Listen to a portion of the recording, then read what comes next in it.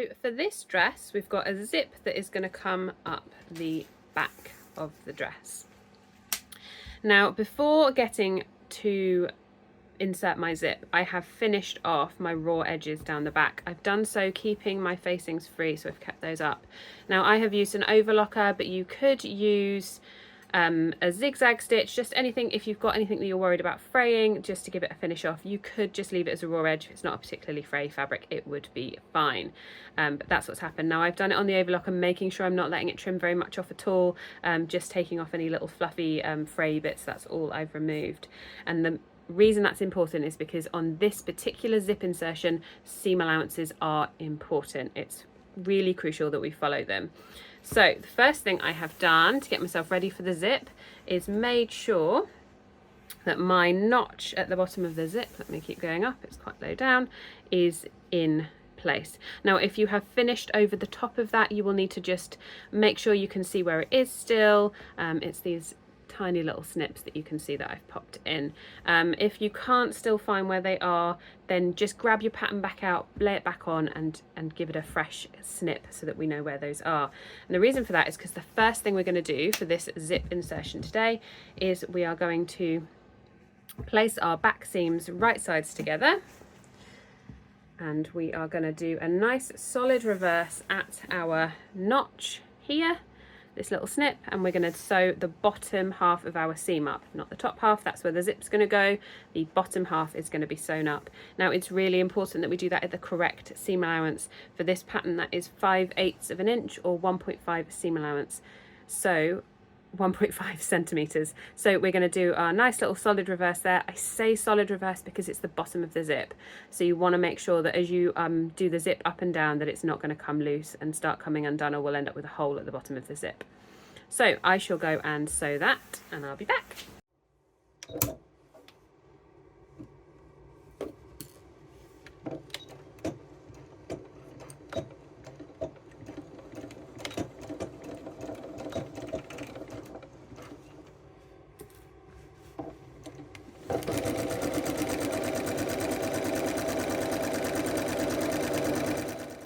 Then going to press this open, just the bottom bit that we have sewn.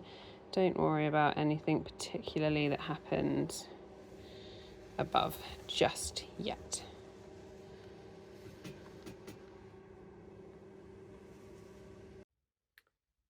So with the bottom half of our seam sewn together now at our correct seam allowance and pressed wonderfully open, we are ready to start inserting the zip. So here we have my zip. This is just a regular zip. I've not bought anything unusual, no concealed zip here, just a standard 22-inch zip. So we are going to start on one side up the top. We're going to place the zip face down, and we're going to line up the edge of our zip tape with the edge of our fabric. Now the other thing I'm also doing is lining up here so that these little plastic stoppers are right below where our facing joins in, and I'm going to start pinning that in place. So try not to worry too much about the zip pull at the moment. We're just going to work our way down, pinning all the way along.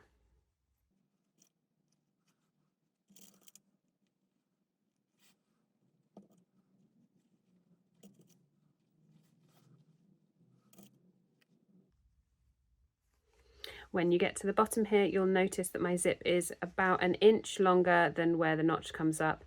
I find things are a little bit easier if we're not running too tight with the other piece of plastic down the bottom.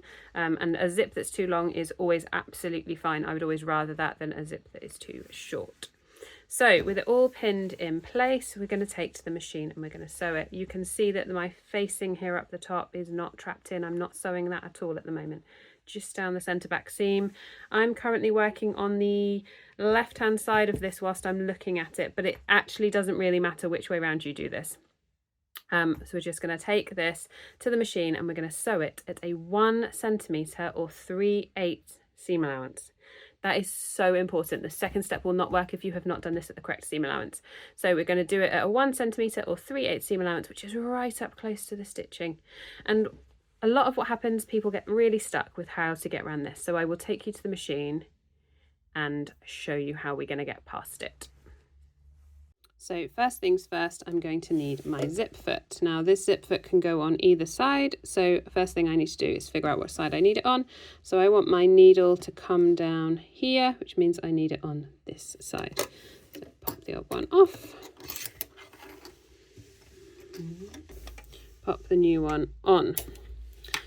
And then what we're going to do is pulling out our facing so that that's not causing any bother.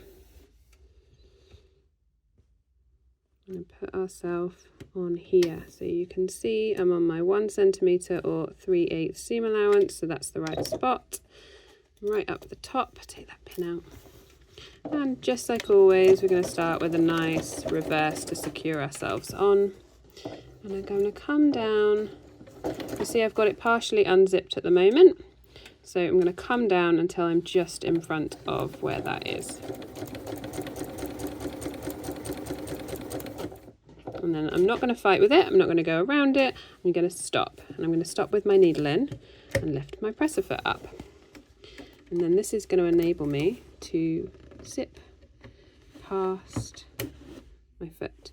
Now if you find it challenging to get past it, most machines, if you lift it up, have an extra bounce, so you can take it further up to help you getting past it. And now all we're going to do is, using this 3/8 or 1 centimetre seam allowance, we're just going to sew ourselves the rest of the way down until we get as far as we can go before we hit the sewn up seam.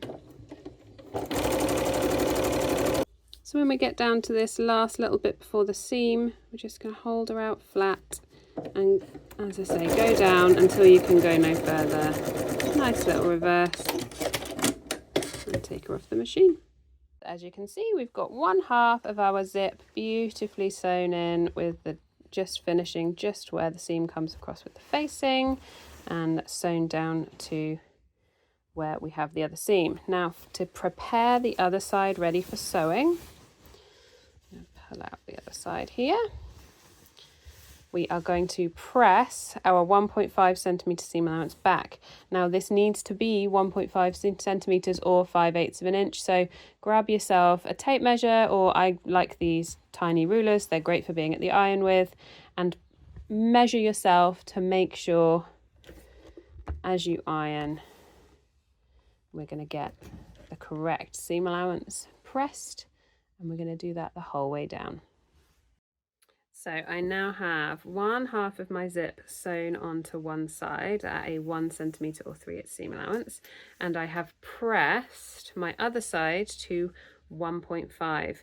Now if you were tempted whilst you're at the iron to press this side, just be wary, these teeth are plastic, just always be careful that you're not putting too much heat on and melting the teeth. It will stop your zip working. So we're going to flip it so it's the right way up,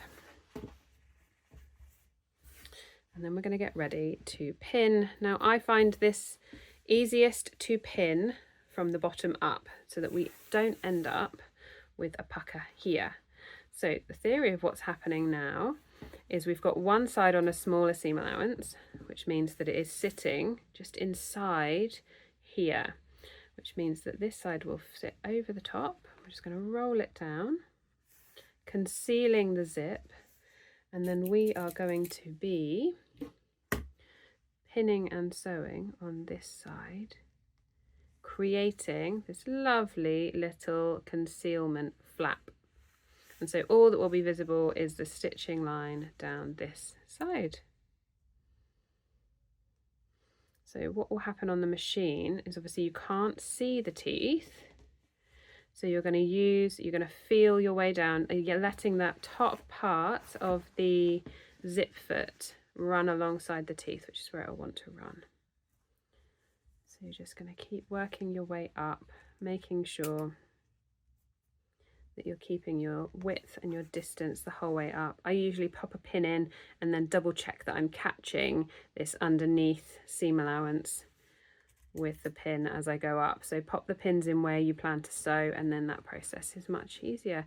So I'm going to finish pinning all the way up, and then we'll go to the machine. So the first thing we're going to need to do is, just like before, we're going to unzip part way down, and then we'll go past it when we get there.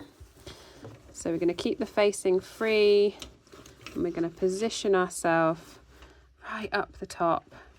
And the thing with the zip foot is it doesn't want to sit on the teeth. It wants to run this bit along next to it. You can feel with your fingernail where it is. Your pins are going to help you as well. So we're going to pop ourselves on and do a nice little reverse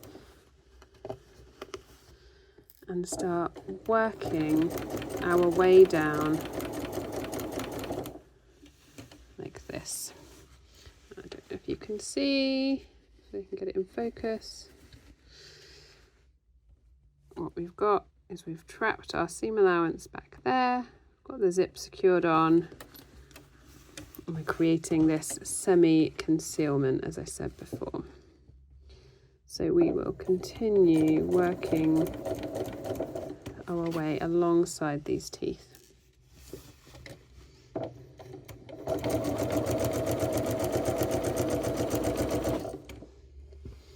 And we're going to do that until we get to the bottom.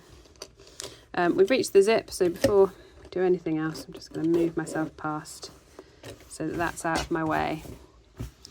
And now we're going to work our way down. So once we get down near the bottom, what we're going to do is we're going to come down to this corner, turn and do a little backwards L shape. So we'll turn, and you can sew over a zip. I know people get a bit twitchy about this and worry about breaking their needle. Provided you don't have metal teeth, you will be able to sew over the bottom of your zip, and it just helps really secure it off and finish it in place. Then what we're left with is this lovely little semi-concealment, nice functioning zip, but that when you're wearing it, we've got a nice little concealment over the top with just one single line of stitching.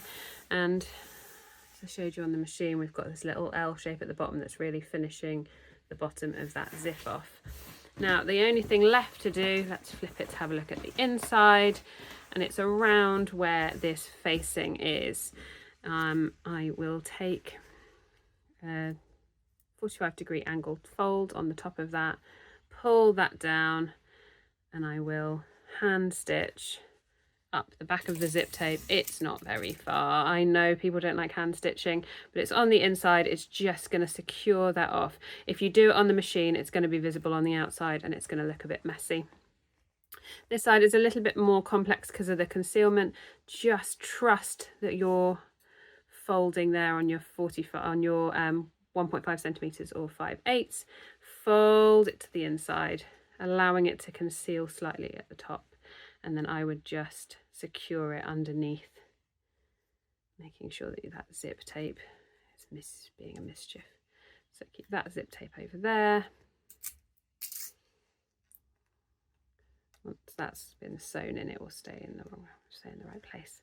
And we're going to take this one under here, and we're just going to, you can to be fair, you can take a little bit more on one side, tuck it under so that you can stitch next to it there, but leaving it to conceal at the top. Your zip will still go up and down, no issues at all. It's not going to get, the facing's not going to cause any issues. So you can either do it like that, or you can leave the concealment in place on the inside and just stitch underneath in there, and then you have your finished zip.